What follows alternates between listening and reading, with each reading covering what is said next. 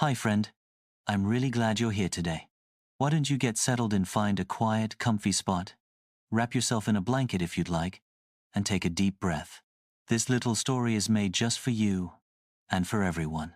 It doesn't matter how young or old you are if you love peaceful places, gentle hearts, and sweet little surprises, you're in the right place. Today's story is about something many of us dream of, meeting someone who just gets you. Not in a loud, movie scene kind of way, but in a soft and quiet way, like a shared smile over a teacup, or a hand reaching for the same book on the shelf. So, let's begin. The story starts in a little town, tucked between the hills and the sea. It was called Willowbrook, and it was the sort of place where time slowed down a bit.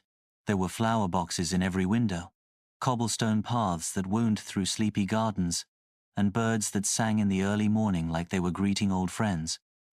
In the heart of Willowbrook stood a tiny tea shop called the Peony Pot. It was a cozy, sunlit place, with ivy trailing down the sides and bell chimes on the door. Inside, there were wooden tables, teacups that didn't match but still belonged together, and shelves lined with loose leaf tins labeled things like Lavender Meadow and Blueberry Dream. This is where our main character, Nora, worked. Nora had the kind of smile that made strangers feel like neighbors, and her soft brown hair was always tied up in a scarf that matched the season. She loved simple things: warm scones, freshly steeped tea, and the sound of rain tapping on the shop's old windows. Every day, she opened the shop before the sun had quite risen, lighting candles and playing soft music that smelled like cinnamon and sounded like old records. And then, one Tuesday morning in early spring, someone new stepped through the tea shop door. Their name was Jamie. Jamie had just moved into town, renting a small cottage at the edge of the woods. They were quiet, thoughtful, and a little unsure of how to fit into Willowbrook's slow rhythm. But something about the Peony Pot drew them in. Maybe it was the golden light, or the scent of honey and lemon drifting from the door. They ordered a surprise me tea, which made Nora's eyes twinkle. She loved when people did that. "Do you trust me with your taste buds?" she asked playfully, and Jamie laughed, nodding. From that very first coupon Nora called Moon Garden, a gentle blend of jasmine and pearl, they found themselves returning, day after day.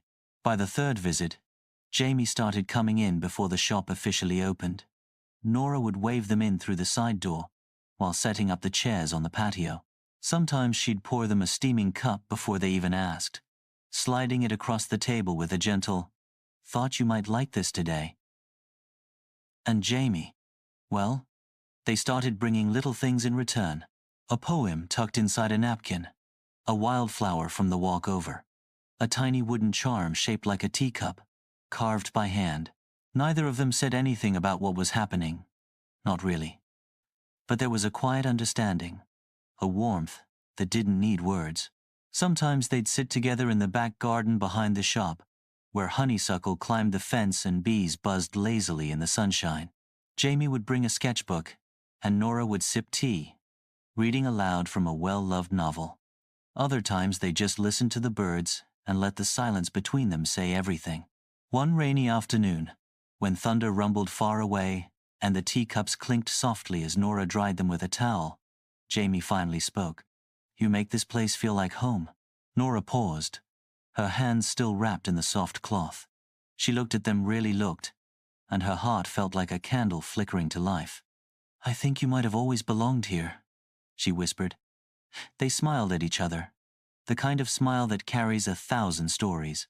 And in that moment, with the rain tapping gently on the roof and the scent of Earl Grey in the air, it was as though the world had quietly rearranged itself to fit them both. No declarations, no dramatic music, just tea, and warmth, and the feeling that something beautiful had begun. The weeks turned into months.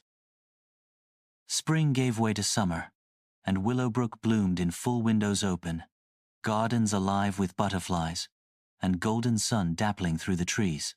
Jamie and Nora were seen together often now, browsing the farmer's market on Sundays, feeding ducks at the pond, or sitting side by side in the Peony Pot, sharing pastries and trading ideas for silly tea blends like Sunset Snuggle or Cloudberry Hug. But more than what they did, it was how they were. so soft around each other, so steady. One late July evening, as the sky turned pink and the lanterns in the garden began to glow, Jamie helped Nora close up shop. The last chair was stacked, the last candle blown out. And then, under the strings of fairy lights, Jamie took Nora's hand. "I never thought I'd find someone like you," they said quietly. "Someone who makes the ordinary feel magical." Nora's eyes shimmered. "That's funny," she replied, "because I've never felt quite so myself as I do with you." They didn't kiss, not then, not just yet.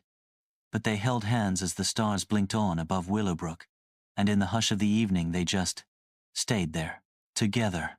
And that's how they began.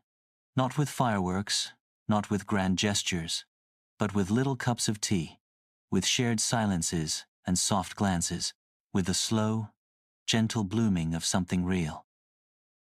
Thanks so much for spending time with me today. I hope this little story warmed your heart just a bit, and reminded you that love, real, cozy, gentle love can grow in the most unexpected of places. If you liked today's story, I'd be so happy if you gave it a like, maybe even subscribe for more heartwarming tales every week. This is a space for peace, wonder, and all kinds of soft feelings. Take care of your heart today, okay? See you again soon.